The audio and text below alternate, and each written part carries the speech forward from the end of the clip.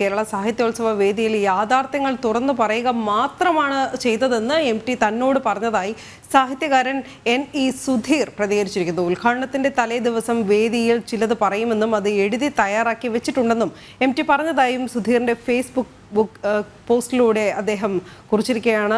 Gokul K വേണുഗോപാലാണ് ഈ വാർത്തയുടെ വിവരങ്ങളുമായി ചേരുന്നത്. ഗോകുൽ, അപ്പോൾ വ്യക്തമാണ് MT തീർത്തും ഒരു രാഷ്ട്രീയ നിരീക്ഷണത്തിലും വിശകലനത്തിലൂടെയും രൂപപ്പെടുത്തിയെടുത്തിയ പ്രസംഗം ഒരുപക്ഷെ മലയാളികൾക്ക് മുമ്പിൽ നിലവിലുള്ള രാഷ്ട്രീയ ജീർണാവസ്ഥയ്ക്ക് എതിരായി ആഞ്ഞടിച്ചത് തന്നെയാണ്. നിലവിലെ രാഷ്ട്രീയ സാഹചര്യം വിലയിരുത്തിക്കൊണ്ട് മുൻകൂട്ടി തയ്യാറാക്കിയ ഒരു പ്രസംഗം MT കേരള ലിറ്ററേച്ചർ ഫെസ്റ്റിവലിന്റെ വേദിയിൽ വായിക്കുകയായിരുന്നു. എഴുത്തുകാരൻ NE സുധീറാണ് ഇത് സംബന്ധിച്ച് ഒരു ഫേസ്ബുക്ക് പോസ്റ്റിലൂടെ അദ്ദേഹത്തിനുണ്ടായിട്ടുള്ള അനുഭവം പുറത്തുവിട്ടത്. MT, അതായത് സാഹിത്യോത്സവം ആരംഭിക്കുന്നതിന് തലേ ദിവസം താൻ MTയെ അദ്ദേഹത്തിന്റെ വീട്ടിൽ പോയി കണ്ടിരുന്നു. അപ്പോൾ MT തന്നോട് പറഞ്ഞത് താൻ ചില കാര്യങ്ങളൊക്കെ പറയാൻ വിചാരിക്കുന്നുണ്ട്, അതൊക്കെ എഴുതി തയ്യാറാക്കി വെച്ചിട്ടുണ്ട്. പക്ഷേ വിമർശനത്തിന് ശേഷമാണ് അത് ഇത്രയും കനപ്പെട്ടതാവുമെന്ന് അദ്ദേഹം കരുതിയില്ല എന്നും സുധീർ പറയുന്നു. അതിനെപ്പറ്റി ഇന്നലെ വൈകുന്നേരം, അതായത് MTയുടെ ഈ വിമർശനത്തിന് ശേഷം MTയോട് സംസാരിച്ച സമയത്ത് MT ഈ NE സുധീറിനോട് പറയുന്നത് താൻ വിമർശിക്കുകയായിരുന്നില്ല, ചില യാഥാർത്ഥ്യങ്ങൾ തുറന്നു പറയണമെന്ന് തോന്നി, അത് പറഞ്ഞു. അത് ആർക്കെങ്കിലും ആത്മവിമർശനത്തിന് വഴിയൊരുക്കിയാൽ അത്രയും നല്ലത് എന്നാണ്. അതായത് MTയുടെ പ്രസംഗത്തിന്റെ തലേ ദിവസം കണ്ട സമയത്ത് സുധീറിനോട് MT പറഞ്ഞിരുന്നു താൻ ചില കാര്യങ്ങൾ പറയും, അത് എഴുതി തയ്യാറാക്കി വെച്ചിട്ടുണ്ട് എന്ന്. അതിനുശേഷം MTയുടെ പ്രസംഗം കേട്ടതിന് ശേഷം അതിനെപ്പറ്റി ഇത്ര ഗൗരവവും ഇത്ര രൂക്ഷവുമായ വിമർശനമായിരിക്കില്ല MT നടത്തുക എന്ന് താൻ വിചാരിച്ചിരുന്നുവെന്നും അതിനെപ്പറ്റി MTയോട് സംസാരിച്ചപ്പോഴാണ് MT തന്നോട് താൻ വിമർശിക്കുകയായിരുന്നില്ല, ചില യാഥാർത്ഥ്യങ്ങൾ പറയണമെന്ന് തോന്നി, അത് പറയുക മാത്രമാണ് ചെയ്തത് എന്നും MT പറഞ്ഞത്. അപ്പോൾ അദ്ദേഹത്തിന്റെ ഫേസ്ബുക്ക് പോസ്റ്റിൽ ചില കാര്യങ്ങൾ കൂടി അദ്ദേഹം പറയുന്നു. ഈ സാഹിത്യോത്സവത്തിൽ മുഖ്യമന്ത്രിയെ വേദിയിലിരുത്തി MT വാസുദേവൻ നായർ ഇങ്ങനെ പ്രസംഗിച്ചത് മുതൽ ഒരു പക്ഷേ ഇത് പ്രതിരോധിക്കാനുള്ള ഒരു ശ്രമം ഇടത് ക്യാമ്പുകളിലാകെ കണ്ടതാണ്. ആദ്യത്തെ പ്രതികരണം ഒരുപക്ഷെ രാഷ്ട്രീയക്കാരൻ എന്ന നിലയിൽ തുറന്നു പറഞ്ഞത് LDF കൺവീനർ തന്നെയായിരുന്നു. അദ്ദേഹം നേരത്തെയും സമാനമായ രീതിയിൽ തന്നെയായിരുന്നു മാധ്യമങ്ങളോട് പ്രതികരിച്ചതും. അതിന് തൊട്ടു പിന്നാലെ പാർട്ടി മുഖപത്രമൊക്കെ വലിയ രീതിയിൽ ഇത് പ്രതിരോധിച്ച് രംഗത്തെത്തുന്ന ഒരു കാഴ്ച ഉണ്ടായിരുന്നു.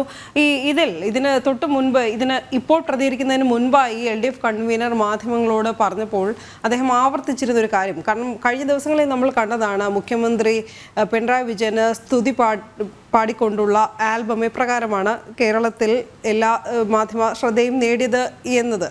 ഒരുപക്ഷെ വ്യക്തിപൂജ ഒരിക്കലും പാടില്ല എന്ന് ആവർത്തിക്കുന്ന ഒരു രാഷ്ട്രീയ പാർട്ടി തന്നെ ഇപ്രകാരം വ്യക്തിപൂജ നടത്തി ആ ആൽബം ഹിറ്റാക്കുന്നു എന്നുള്ളത് വിരോധാഭാസമെന്നിരിക്കെ അദ്ദേഹം പറഞ്ഞത് മുഖ്യമന്ത്രി പിണറായി വിജയനോട് കേരളത്തിലെ ജനങ്ങൾക്ക് വീരാരാധനയാണ്.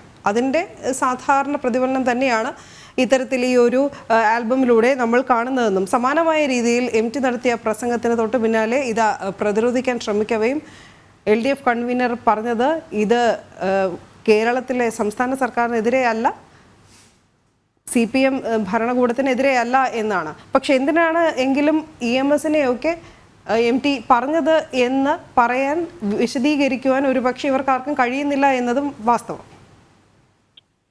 അനു, ഇത് വളരെ വ്യക്തമാണ്. നമുക്ക് EMS സർക്കാരിനെ 1957 അധികാരത്തിൽ വന്ന EMS സർക്കാരിനെയാണ് നിലവിലെ സർക്കാരുമായി അല്ലെങ്കിൽ നിലവിലെ രാഷ്ട്രീയ സാഹചര്യവുമായിട്ട് കൂട്ടിക്കെട്ടാൻ വേണ്ടി അല്ലെങ്കിൽ താരതമ്യപ്പെടുത്താൻ വേണ്ടി MT വാസുദേവൻ നായർ ശ്രമിക്കുന്നത്.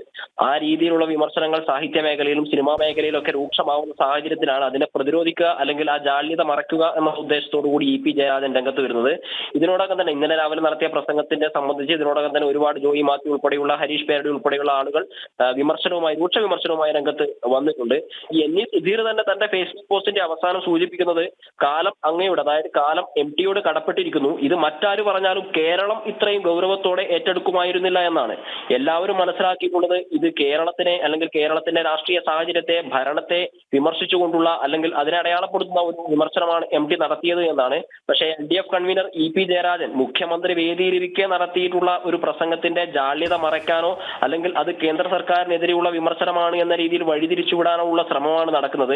കേരള പൊതുസമൂഹവും സാഹിത്യ മേഖലയും രാഷ്ട്രീയ മേഖലയും ഒക്കെ വ്യക്തമായി വിലയിരുത്തിയിട്ടുള്ള മനസ്സിലാക്കിയിട്ടുള്ള ഒരു കാര്യത്തിനെ EP ജയരാജൻ ഈ രീതിയിൽ വഴി തിരിച്ചു വിടുന്നത് കൊണ്ട് അത് ജനങ്ങൾക്ക് മനസ്സിലാവില്ല എന്ന് കരുതുന്നതിൽ അർത്ഥമുണ്ട് എന്ന് കരുതാനാവില്ല.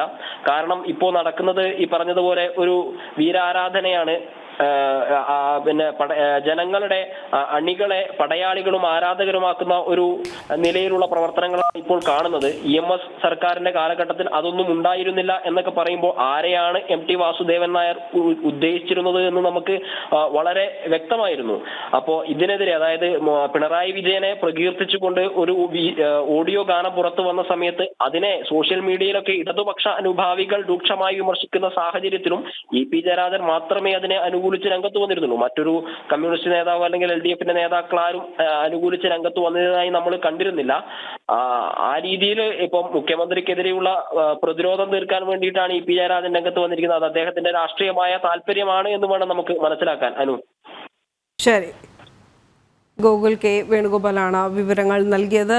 MT കഴിഞ്ഞ ദിവസം പ്രസംഗിച്ചതിനെ കുറിച്ചുള്ള വിവാദങ്ങളാണ് ഇപ്പോൾ തുടർന്നുകൊണ്ടിരിക്കുന്നത്. എന്തായാലും ഇതിനെ അനുകൂലിച്ച് നിരവധി സാംസ്കാരിക നായകന്മാർ രംഗത്തെത്തുന്നു. അതോടൊപ്പം തന്നെ പ്രതിരോധിക്കാനുള്ള ഒരു ശ്രമം ഇടത് പാളയത്തിൽ നിന്നുണ്ടാകുന്നു. എന്തായാലും MT പറഞ്ഞ ഒരു വരികൾ കൂടി നമ്മൾ എടുത്ത് ഓർമ്മിപ്പിക്കേണ്ടിയിരിക്കുന്നു. അധികാരം എന്നാൽ ജനസേവനത്തിന് കിട്ടുന്ന ഒരു അവസരം എന്ന സിദ്ധാന്തത്തെ പണ്ടെങ്ങുന്നോ നമ്മൾ കുഴിവെട്ടിമൂടി.